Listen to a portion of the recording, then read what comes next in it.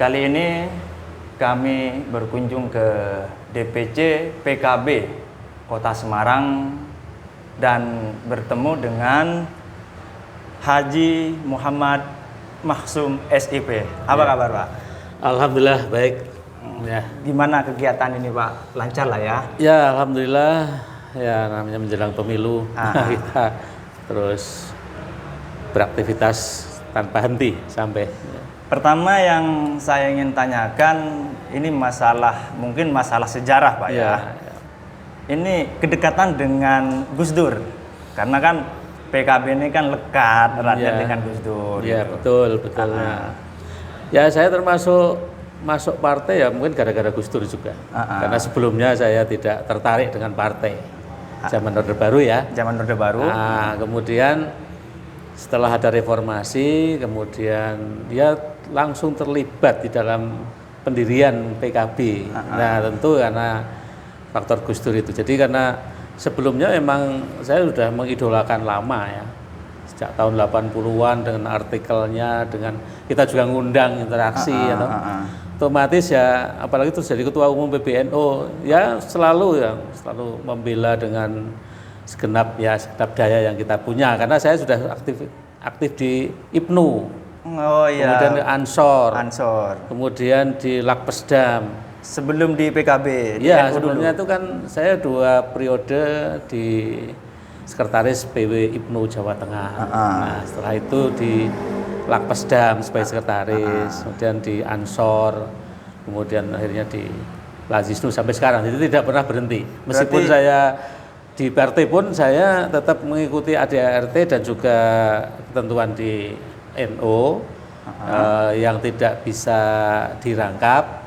Ya, misalnya pengurus harian kan tidak boleh, tapi kalau lembaga kan boleh. Sejauh ini masih respect nggak dengan apa ya, kalau Gus Dur kan mungkin sudah wafat gitu Pak. Kalau ke keluarga Gus Dur? Ya, saya tetap dekat dengan beliau-beliaunya, dengan khususnya Mbak Alisa ya. Kalau Mbak Yeni? Yeni juga cukup dekat dulu karena memang berinteraksi langsung.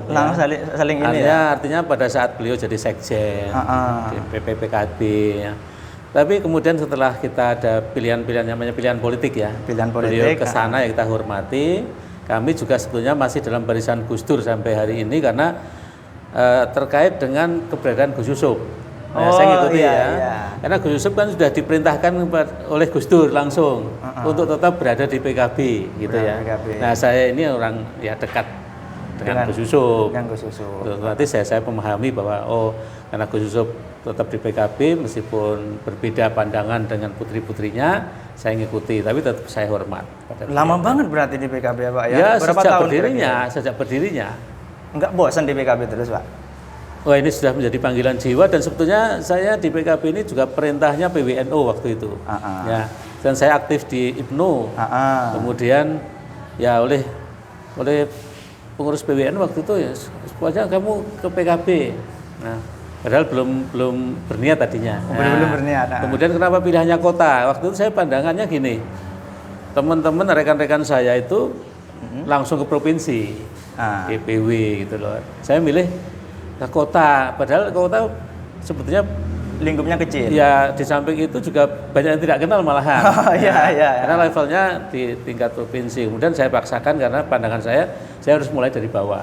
Hitungannya babat alas di bawah lah. Dari bawah, harus dari bawah supaya mengerti dinamikanya dan sebagainya. Kalau langsung ya saya tidak merasakan itu. Kenapa maju lagi? Saya dengar, saya cek di berita dulu pernah DPR. Iya, jadi saya tidak pernah keluar dari PKB sejak awal. Ya.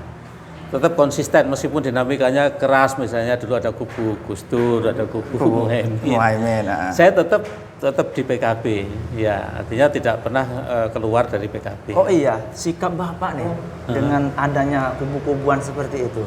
Ya, karena kami ini berinteraksi langsung di dalam, kalau di dalam tanda kutip mungkin konflik ya. Sehingga kami akhirnya tahu substansinya dengan konfliknya itu apa sih. Nah, ketika kita mengetahui, ya kita terus tidak memandang kubu. Ini bagian dari siasat politik. Siasat politik. Karena gimana? Ketika waktu itu ada pembelahan ya, itu kan berarti ada faktor dari luar yang membuat seperti itu. Keyakinan kami begitu. Sehingga ya jangan sampai PKB ini hilang. Ya, pandangan awal ketika ini karena berkubu dengan pihak sini, pihak Gus Dur, gambaran kita ya berarti ini harus dihilangkan, dihapus. Ini kan berarti kan menghilangkan sejarah. Ya, artinya kami hanya mendapatkan ya katakanlah pencerahan dari para kiai. Ya kalau apa itu dalam kaidah usul fikih itu kalau nggak dapat semuanya ya sebagian itu ya. Tapi tidak ditinggalkan. Tidak ditinggalkan. Karena kalau ditinggalkan akhirnya mungkin PKB sudah hilang ketika saat itu. Wah, udah hancur itu Pak ya. Udah hancur itu. Jadi ya kalau bahasa Jawa itu ya tego larane ora tego patine. Artinya Pak itu saya nggak bisa jawab. Jadi kalau masih sakit masih tega. Tapi kalau sudah mati ya tetap kehilangan, berarti tidak tega. Bagaimana bagian DPC ini mengantisipasi agar tidak adanya gap di bawah dengan adanya dua kubu itu Pak? Ya sekarang kayaknya sudah mulai hilang ya. Enggak, maksudnya awal-awal dulu. Ketika awal-awal dulu ya, saya memang ketika berkubu, saya kubu Gus Dur begitu ya tadinya, kubu Gus Dur itu ya saya diem dulu, yang ini tetap berjalan, tapi komunikasi jalan terus. Iya. Komunikasi jalan terus, kita tetap tadi bahwa ya tadi tego larane ora tego patine terkait dengan keberadaan PKB ini, maka kita tetap mempunyai ya simpati, empati untuk tetap mendukung. Berarti memang Bapak ini totalitas ya ber-PKB dari awal karena emang apa ya ini menjadi bagian dari giroh ya perjuangan. Semangat perjuangan demi NU kan. Demi NU. Ini kan wasilahnya. Sarananya saja. Tapi tujuannya apa? Untuk demi NU dan umat. Kebesaran umat. Jadi tentu ya yang besarnya demi bangsa kan itu ya. Jadi kalau itu kita ambil sini ya tidak ada masalah. Artinya bahwa kalau dinamika sekeras apapun, serumit apapun, tetap nanti ada solusi. Karena memang pendirian adanya PKB ini dari NU Pak ya? Ya betul, dan itu resmi. Jadi kami itu berinteraksi langsung. Artinya ketika di Kota Semarang berdiri itu difasilitasi PCNO Kota Semarang. Kota Semarang. Meskipun ada yang unik di Semarang ini ya. Jadi waktu itu Rois Suriahnya itu cenderung ke P3. Ya, cenderung ke P3. Tapi karena beliau jabatannya sebagai Rois, kewajibannya harus mendeklarasikan PKB. Ya itu aneh, tapi memang terjadi itu. Seperti di pusat sama aja. Pak Fahmi Saifuddin itu juga salah satu pendirinya PKB, padahal dia kan P3. Ya, dia kan juga anggota DPR P3, saat itu juga aktivis P3. Tapi karena PBNU membentuk tim 5, kemudian ada tim 9, tim asistensi, salah satunya ya Pak Fahmi Saifuddin, mantan Menteri Agama itu. Makanya kemarin ketika ulang tahun PKB dapat reward, dapat hadiah sebagai salah satu pendiri PKB. Padahal sampai saat ini ya masih P3. Sekarang masuk pada proses pencalonan Bapak. Kan ada dorongan apa Bapak hingga terjun lagi untuk saling kontes politik? Kalau dari awal kan memang ya saya sudah mulai dari 99, dari 98 ketika PKB didirikan ini sudah langsung nyalek juga. Jabatan waktu itu sekretaris saya. Nah, dapat waktu itu Pak? Apanya? Nyalek dapat 5 kursi. 5 kursi, tapi karena waktu itu saya belum siap. Artinya belum siap itu artinya gini. Sebetulnya saya mempunyai kans untuk memang masuk sebagai anggota dewan. Nah kemudian tapi karena saya memilih tidak dulu. Kemudian kita serahkan kepada kawan. Nah ini memang suatu hal yang tidak lazim. Biasanya kursi diperebutkan. Pada saat itu sudah dapat kursi 5, tinggal ngisi nama-nama orangnya. Nah saya termasuk yang mundur. Lah kenapa alasan mundur itu Pak? Waktu itu saya masih merintis usaha. Nah saya kepengen usaha saya tetap lancar dulu. Nah terus kemudian saya serahkan ke orang lain. Nah kebetulan di tengah jalan salah satu anggota dewan dari PKB meninggal. Kemudian saya menjadi antar waktu di tahun 2003. Hitungannya, PLT misalnya itu enggak ya? Antar waktu PAW. PAW. Nah, terus masuk kontestasi 2004. Saya masuk, saya jadi. Nggak jadi. Jadi. Oh, jadi. Jadi di Kota Semarang. Jadi saya hitungannya 2 periode, di periode 99 2004, 2009. Ya, duduk di kursi dewan. Iya, duduk di kursi dewan. Setelah itu apa aktivitas Pak? Ngurus DPC? Ya, langsung ketika itu kan saya masih jadi pengurus langsung ke DPW, wakil sekretaris Dewan Suro di DPW PKB Jawa Tengah. Jadi tidak pernah putus saya di PKB itu. Jadi mulai dari awal berdirinya, kemudian jadi sekretaris, jadi ketua, terus setelah itu selesai tahun 2007 jadi ketua DPC, kemudian saya naik jadi wakil sekretaris Dewan Suro DPW PKB Jawa Tengah. Ya tetap terus itu. Terus di sana terjadi musyawarah wilayah, saya masuk sebagai salah satu wakil ketua DPW. Sampai sekarang juga artinya masih double ya. Hingga 2024 ini maju lagi. Ya, jadi 2024 ini ya menjadi apa ya? Ya sebetulnya saya ingin kaderisasi lah. Tapi kemudian karena tanggung jawab, karena saya itu menjabat ketua itu 2 kali, 2002, 2007, kemudian ini 2021, 2026. Atau nggak ada yang pantas maju di ini Pak, hingga akhirnya DPC maju sendiri? Ya sebetulnya banyak ya. Pantas-pantas aja lah ya. Ya artinya sebetulnya ini bukan soal kepantasan ya, ini bahan tanggung jawab. Kalau sudah terjun ke dunia politik memang itu harus diambil. Artinya untuk bagaimana ya mengaktualisasikan perjuangan tadi. Jadi kita mendapatkan mandat untuk sarananya melalui PKB. Kita dedikasikan untuk Nahdlatul Ulama dan juga masyarakat, kan itu ya. Jadi kalau tidak mengambil ya rasa-rasanya ya itu bukan bertanggung jawab secara utuh gitu ya. Makanya kita ambil salah satunya itu memotivasi. Kalau nyalon itu kan juga ada perhitungan kan Pak. Maksudnya perhitungan saya ini potensi jadi atau enggak. Nah kalau Bapak ini kira-kira potensinya berapa persen? Ya saya lebih apa ya, katakanlah misalnya saya 75 sampai 80%. Insya Allah ya. Bisa bersaing dengan generasi-generasi milenial. Secara kan sekarang tahun 2024 nih politik banyak diisi dengan generasi-generasi muda, Pak. Iya, saya memahami dan saya juga punya anak milenial. Saya punya anak Gen Z ya. Artinya sedikit banyak meskipun saya tidak harus larut mengikuti gaya mereka.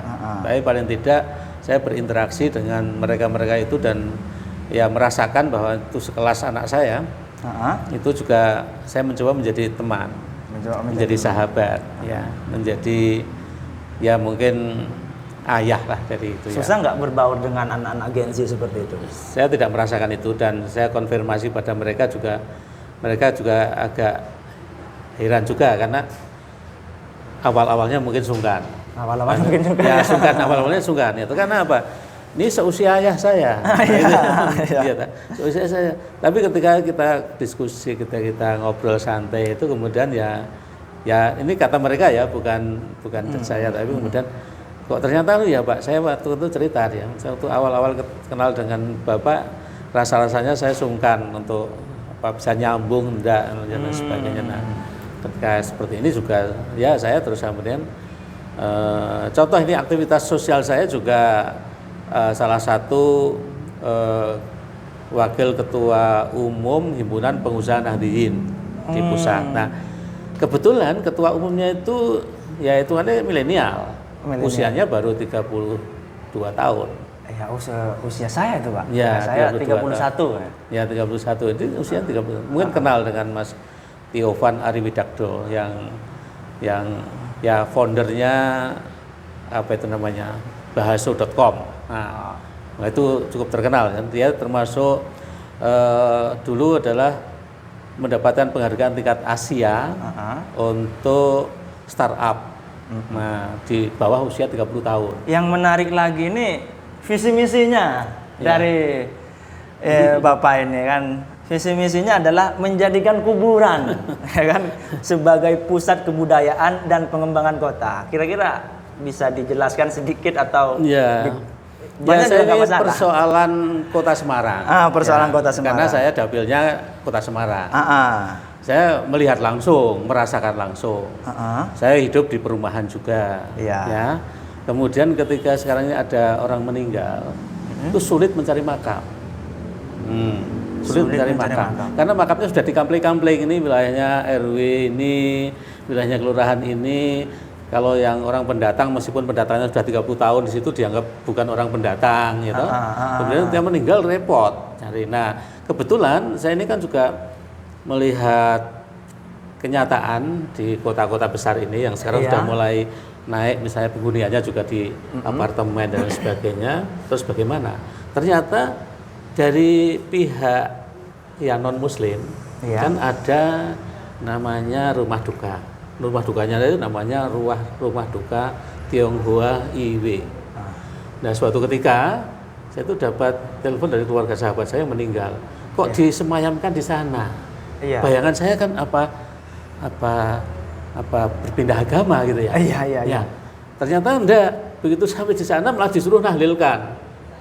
Nah, ternyata di sana itu sekarang yang tadinya di rumah duka untuk khusus khusus non muslim, kemudian sekarang dipisah dua, yang sebelah kanan untuk muslim. Nah, ini kan menimbulkan bayangan, wah ini ternyata setelah saya buka-buka, saya googling dan sebagainya, ternyata manajemen tentang pemakaman mulai dari pemulasaraan jenazah dan sebagainya di non muslim sangat rapi.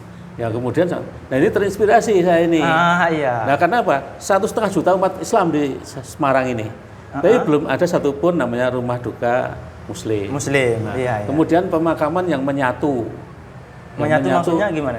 Menyatu gini lah, kita punya konsep seperti yang sekarang ini terjadi di misalnya di Mount Carmel.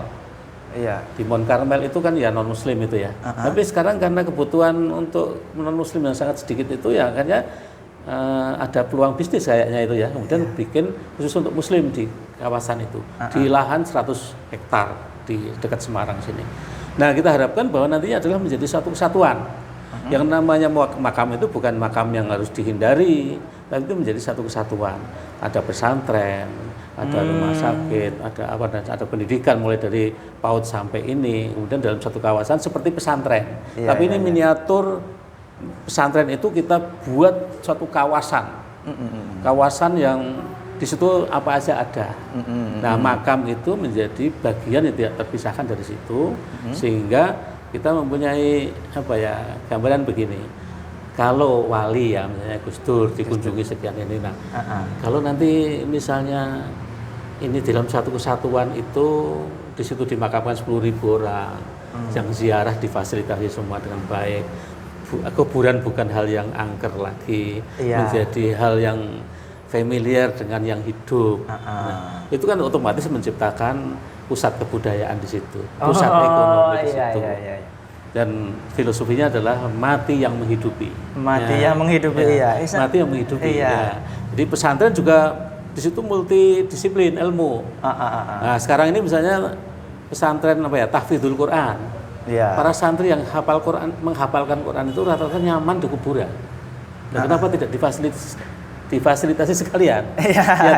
Dibuatkan tempat-tempat untuk menghafal Quran. Nah, berarti kan ya yang di bawahnya yang dimakamkan di situ rasa-rasanya tiap hari mendengarkan ayat Quran. Kan kita punya keyakinan kalau sudah meninggal itu justru pendengarannya lebih jernih. Kan itu ya. Tentu akan mendengarkan langsung alunan Al-Quran. Terus di dalam pesantren di sini juga setiap hari didoakan, ditahlilkan setiap hari gitu ya. Nah, otomatis kan ya ini adalah bagian dari kebutuhan dasar. Saling mendoakan lah ya, Pak ya. Jadi ini yang akan kita menjadikan visi saya untuk nyalek ini. Nyalek ini adalah salah satu sarana ya, karena sarananya sebenarnya ini sudah berjalan agak panjang, dan 3 tahun ini saya sebagai ketua Lazisnu itu sudah mempunyai kepikiran ini, tapi rasa-rasanya mungkin akan lebih bisa diwujudkan manakala saya jadi anggota DPR. Lebih mudah gitu kan rasanya ya. Lebih mudah. Karena apa? Ya paling tidak otomatis yang namanya kemitraan dewan dengan eksekutif, dewan dengan para stakeholder lebih mudah daripada mungkin saya tidak punya jabatan itu. Iya, ya. Nah, berarti sekarang itu di Semarang, di kota ya, kota Semarang, kalau ada meninggal susah cari kuburannya. Ya tetap dapat tapi kadang terpisah-pisah. Ya bayangkan misalnya satu keluarga, satu keluarga, kemudian suaminya dimakamkan di titik sini, kemudian karena di sini sudah penuh, harus jauh sekali misalnya. Misalnya bahkan sampai 10 kilo lebih dan sebagainya. Tapi enggak mahal, Pak? Ya, terjangkau apa enggak? Ya ini makanya ini jadi problem ya. Meskipun tanah makam ini sebetulnya gratis, tapi kenyataannya ya tidak gratis juga. Artinya kan tetap harus keluar uang. Meskipun juga ada rukun kematian di tiap RT dan sebagainya yang itu adalah dari hasil iuran, tapi kan tetap harus bayar. Nah, nilainya juga lumayan antara 3,5 sampai 5 juta kan itu ya. Nah kalau konsep yang saya tawarkan ini bahkan nanti harus disilang. Karena saya sudah 15 tahun pengalaman dunia filantropi ya, lewat Ziswaf, zakat infak sedekah. Saya kira nanti akan kita akan ke masyarakat ya dengan konsep yang saling subsidi silang. Nah, jadi itu sudah kita pendekatan bahwa sebetulnya dengan cara misalnya kayak asuransi syariah ya toh, kita bayarnya tidak terlalu mahal-mahal, mungkin 2.000 tiap bulan. Itu bagian dari nanti wakaf barangkali. Tapi semua akan tercover nantinya. Dan yang unik yang saya tawarkan ini, karena mayoritas di Kota Semarang ini juga yang masih mempunyai kepercayaan kalau misalnya meninggal ya ditahlilkan, kemudian ada peringatan 3 hari, 7 hari, 40 hari sampai 100. Sampai 1 tahun, sampai 1.000. Nah ini kalau menjadi satu kesatuan ini sebetulnya ekonomi yang berapa coba? Coba satu keluarga itu dalam konteks ini, tapi kalau untuk penduduk 1,5 juta, berarti kan itu ya putaran ekonomi yang luar biasa. Inilah maksud saya filosofi mati yang menghidupi ini. Jadi kemudian kuburan itu menjadi bagian yang tidak lagi menakutkan, tidak perlu dihindari. Kemudian ya antara yang hidup dan yang mati menjadi satu kesatuan. Dari kesatuan juga menghasilkan. Yang juga menghasilkan ekonomi. Itu juga masuk ke kesejahteraan rakyat ya? Oh iya langsung. Jadi ini menjadi pusat destinasi wisata religi dari kota itu. Tentu yang akan saya terinspirasi juga dari TikTok ya. Iya. TikTok itu gini, karena kesannya kalau masuk visi kuburan. Ya, visi misi kuburan itu ya enggak menakutkan banget gitu loh. Tapi saya terinspirasi dari TikTok itu karena apa? Ada satu pasangan pengantin baru. Begitu habis menikah malah cari kuburan. Untuk dirinya. Lagi gimana konsepnya tuh, Pak? Takut mati gitu ya, gimana? Bukan, karena dia mempersiapkan diri sejak awal. Yang namanya mati kan bukan urusan usia ya. Kan itu loh. Tapi kan ya jadi TikTokers yang lumayan cukup besar juga viewernya itu membagikan pengalamannya untuk mencari kuburan. Di Jakarta sana di San Diego Hill ya. Kemudian karena di sana ya mungkin ada bangunan masjidnya tapi tidak ada isinya, kemudian beralih ke Al-Azhar. Al-Azhar itu kan di kawasan 29 hektar ya. Di situ lengkap ada masjidnya dan sebagainya. Kemudian dia membayangkan kalau saya nanti di situ saya dengar adzan, saya dengar sholawat, dengar pengajian dan sebagainya, rasanya sejuk. Dia sudah mempersiapkan makamnya untuk dirinya. Nah, ya artinya padahal itu masih muda, baru aja pengantin baru. Pengantin baru ya. Dari konsepnya saya adopsi kira-kira akan seperti itu nanti. Jadi ya kita persiapan itu kan rumah yang pasti. Ya. Jadi kalau kita cari rumah yang biasa belum tentu pasti kan. Cari rumah di sana belum tentu cocok. Tapi kalau ini mau tidak mau harus di sana. Makanya dipersiapkan rumah masa depan. Rumah masa depan tapi juga tidak sebagaimana yang sekarang mewah-mewah itu. Kalau di San Diego Hill Jakarta itu minimal 40 juta ya. Al-Azhar juga kurang lebih 40 juta. Kemudian di sini di Mount Carmel itu yang muslim itu mungkin 15 juta.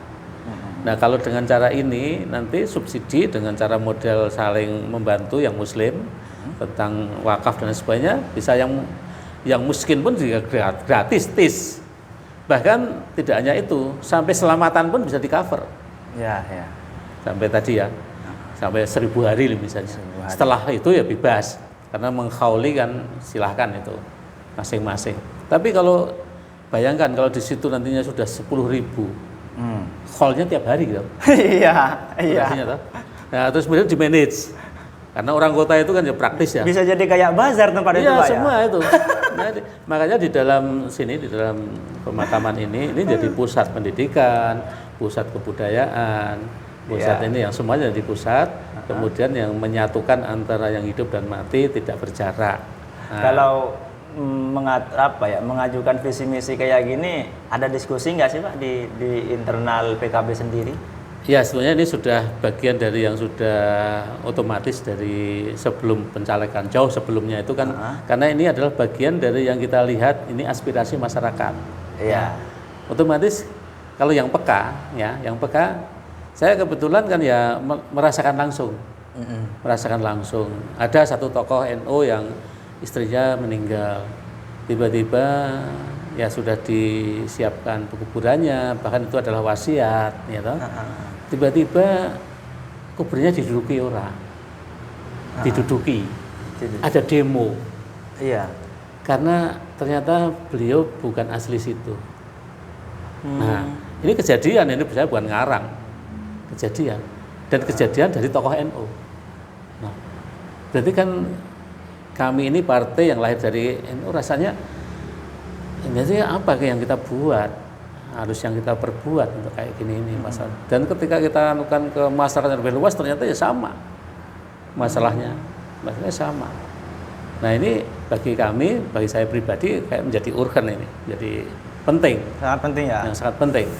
Yang tadi bahwa, tapi bukan hanya sekedar menyiapkan kuburan. Nah, bagaimana kalau ini menjadi bagian yang menjadi pusat kebudayaan, pusat menjadi triggernya perkembangan kota, itu kan keren kan misalnya gitu ya. Iya. Dan ini saya kira bisa. Yang menangkap peluang ini justru dari non muslim yang saya ceritakan tadi. Nah, dari berbagai kota ternyata beliau-beliaunya sudah seperti ini sudah dimanage dengan baik, padahal masyarakatnya kecil kan, minoritas, tapi sudah menyiapkan ini dari hulu sampai hilir. Pandangan masyarakat nih Pak setelah sampean mengumumkan bahwa saya punya visi-misi seperti ini, ya, itu agak apa ya yang sekarang ini aneh gitu kan? Ya, justru ini sesuatu yang apa? Sesuatu yang tidak lazim. Iya, memang aku juga tadi bacanya, waduh, kuburan ya. Sesuatu yang tidak lazim, tapi ya tadi makanya ketika diwawancarai ini juga apa ini habis mimpi buruk ini urusan visi malah kuburan. Saya katakan saya terinspirasi dan terus terang dengan para wali, termasuk Gus Dur ya.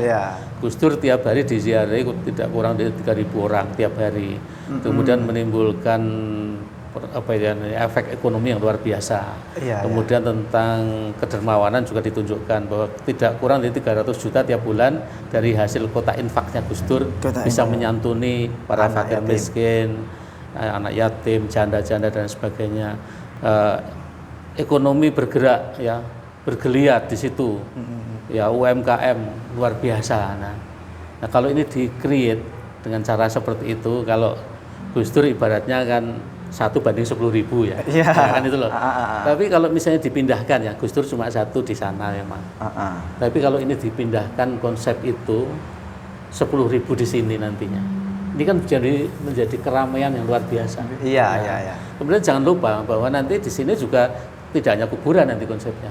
Mulai dari pranikah, lahiran, khitanan, terus kemudian pernikahan, kemudian bayi, kemudian PAUD, kemudian SD, kemudian STM, perguruan tinggi, segala pendidikan lah. Kemudian di situ adalah mulai dari klinik bersalin, kemudian rumah sakit, kemudian juga jangan lupa yang namanya pesantren, mulai dari pesantren anak-anak sampai lansia.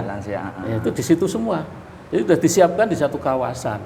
Nah, tentu yang mau di dalam satu kawasan itu, otomatis kalau tentu bukan membuka 100 hektar itu kuburan semua, tidak. Tentu akan diklaster kuburan tentang bagian dari yang tidak terpisahkan dari hunian itu. Ya, ya. Tentu kita dedikasikan untuk masyarakat Kota Semarang ya. Jadi rasa-rasanya ya tadi yang meninggal ya nyaman. Karena tadi ya didoakan terus. Kita lewat juga nggak ngerasa angker, nggak takut. Kan memang di konsep jadi konsep kayak taman yang indah. Kemudian di situ juga tadi yang khusus untuk yang dekat kuburan-kuburan itu adalah pesantren tahfidzul Quran. Oh iya. Jadi di situ kita fasilitasi. Ya tentu ya tidak terus kuburannya ramai banget tidak, tapi ramai dengan lantunan penghafal Quran. Jadi di situ kemudian menimbulkan dampak ekonomi yang luar biasa, perputaran ekonomi yang luar biasa. Sehingga kalau ya misalnya kayak ini visi-misinya saya ini ya, menjadikan kuburan sebagai pusat kebudayaan dan pengembangan kota. Ini nih bedanya sama politisi senior sama politisi yang muda. Gagasan dan visi misinya luar biasa. Hal yang menjadi yang sekiranya kita takut dan merasa itu angker, di sini ada kemasan yang luar biasa. Hingga akhirnya menyangkut juga ke masalah kesejahteraan dan segala macam. Sekarang ini Pak, sampean juga dari PKB sikap Pilpres. Oh ya. Kan? Kalau Pilpres memang kita harus memang itu adalah keputusan dari sebelum yang sekarang ya. Artinya bahwa dari awal kita ini mendorong yang namanya pimpinan tertinggi harus mengambil peran itu. Karena pimpinan ketum kita Gus Muhaimin Iskandar itu dari awal juga mendorong semua kader harus mengambil eksekutif. Yang paling menarik ini ini Pak, di Jawa Tengah ini khususnya Semarang ini dikenalnya kan kandang banteng, ya kan. Otomatis seluruh lapisan masyarakat ini afiliatornya, karena dibilangnya sudah kandang gitu kan, sudah markas besar. Bapak sendiri nggak takut? Harus kita lakukan persepsi masyarakat ya, karena tidak 100% benar yang disebut kandang banteng. Ya. Surveinya seperti itu, Pak. Ya, pernah dulu PDI kalah telak. Pernah terjadi ya. 2009 itu yang unggul adalah Demokrat ya. Kemudian juga tapi yang kemudian kalau kita kembali ke sejarah ya. Sebetulnya Semarang itu sebetulnya cikal bakal ijo royo-royo, bukan merah, bukan kandang banteng. Ini adalah kota santri.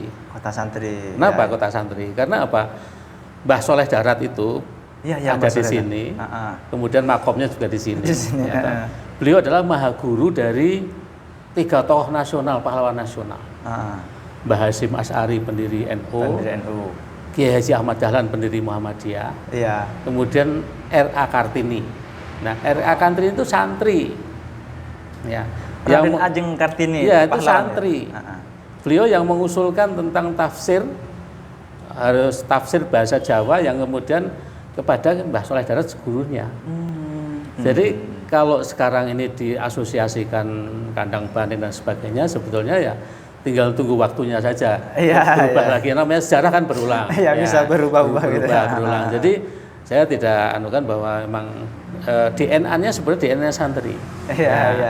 Bayangkan seorang maha guru dari Mbah Hasyim, pendiri NU, yang saat ini surveinya dari seluruh penduduk Indonesia itu 56% itu adalah warga NU atau paling tidak beribadah dengan cara NU.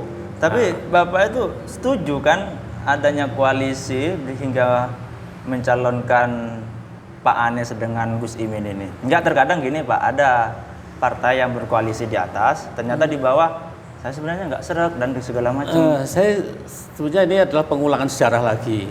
Jangan terlalu alergi ya, karena sebelum kemerdekaan Mbah Hasyim berinisiatif menginisiasi adanya MIAI itu ya, Majelis Islam A'la itu.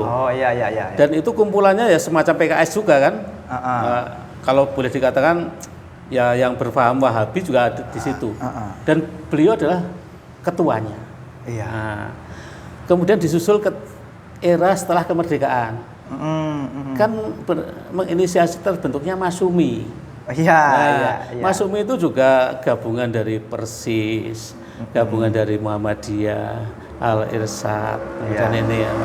Terus yang aneh di mana kalau sekarang ini dengan PKS? Kan sama aja. Apa yang dirintis Mbah Hasyim sebelum kemerdekaan, setelah kemerdekaan sama. Sama. Ya. Terus yang aneh apa? Berarti ini ya, orang ketika bilang hal itu aneh atau tabu, nggak melihat sejarah berarti. Nggak melihat sejarah. Nggak buka sejarah berarti. Buka sejarah. Mbah Hasyim justru kan. Nah ini sama aja. Biasanya kekhawatirannya gini, loh Pak Anies kan PKS. Enggak, Pak Anies bukan orang partai. Oh iya. Dan PKS itu adalah datang belakangan. Ya. Artinya dalam konteks ini yang ngusung cukup PKB dan Nasdem sudah cukup sebetulnya. Sebetulnya sudah Tapi cukup. kalau ada yang mau bergabung, ya kita welcome, terima kasih kan. Jadi itu yang harus dipahami. Jadi karena ya konteks konstelasi politiknya ini lebih kuat PKB dalam hal ini Gus Imin meskipun wakil presiden, karena punya barisan anggota DPR. Tapi surveinya Pak Anies sama Gus Imin ini rendah terus, Pak. Ya, tapi kalau sekarang sudah nomor 2 lah. Sekarang nomor 2, saya optimis pokoknya kalau terjadi putaran kedua Pak Anies tetap masuk. Di Semarang gimana untuk Pak Anies ini? Ya Semarang, saya kok punya optimisme yang cukup karena dari saya berinteraksi dengan banyak pihak itu ya, masyarakat tentunya sangat apresiatif. Bahkan saya ingat ketika pertama kali PKB berdiri 98 itu ya, pemilu 99, partisipasi luar biasa. Kalau sekarang ini kan kalau tidak ada uang tidak jalan. Tapi ada Amin ini itu pada iuran, itu kan sesuatu yang langka. Nah, yang menarik di situ, Pak. Ya, pada iuran bikin baliho sendiri, bikin spanduk sendiri. Nah, itu kan sesuatu antusiasmenya. Dan kemudian juga bisa dilihat dari performnya Pak Anies ya. Sekarang juga di milenial juga sangat welcome, sangat luar biasa dengan TikToknya, live TikToknya dan sebagainya. Dan dia keliling nemuin mahasiswa dengan apa tema Desak Anies gitu. Ya. Ini ya fenomena baru yang mungkin ini adalah yang disebut oleh Gus Muhaimin itu silent hope. Ya. Apa ya istilahnya, harapan yang diam. Ya, harapan yang diam karena mau mengekspresikan mungkin belum tidak sampai hati atau takut dan sebagainya ya. Kemudian ini ketika ini dibuka sedikit itu harapan ini muncul. Sehingga saya lihat bahwa antusiasme warga itu luar biasa. Saya kadang malu ini sebagai orang partai yang mengusung ya. Tapi ya kami terbatas semuanya ya. Untuk kepentingan kita sendiri mungkin ya masih sangat kurang. Kalau kita supportkan ke situ juga mungkin tidak anukan sehingga tapi masyarakat loh ternyata ketika nonton bareng debat macam-macam itu bahkan pada bawa makanan dari rumah itu untuk dibagikan di situ. Itu kan hal yang ya luar biasa menurut saya. Dengan money politik dan ketangkapannya, karena sejauh ini juga bukan sejauh dari dulu sampai sekarang sebenarnya menjadi problem itu kan money politik, Pak. Nah, sementara dari Pak Anies sama Gus Imin ini kan secara mau bicara money politik sumbangan kan. Tapi saya pandangannya gimana? Gini ya, artinya sebetulnya dari konsultan politik manapun waktu itu ya, kemudian saya terima dari surveyor dan sebagainya, money politik itu tidak efektif sebetulnya. Iya. Kira-kira hanya 6% lah efektivitasnya. Jadi hanya tertentu aja masyarakat tertentu. Tapi kalau masyarakat perkotaan yang notabene tingkat pendidikannya juga bagus, kemudian literasinya juga cukup banyak, sehingga bisa menimbang dan sebagainya. Bahkan kalau saya hidup di perumahan ya,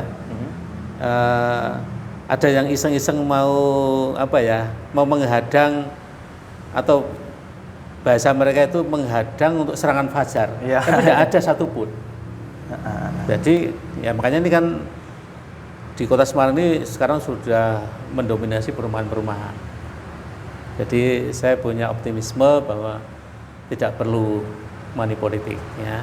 Tapi kalau yang nganukan itu ya memang kadang yang ini yang kita kadang prihatin ya. Jadi memanipulasi sedemikian rupa masyarakat yang berkekurangan, ya toh.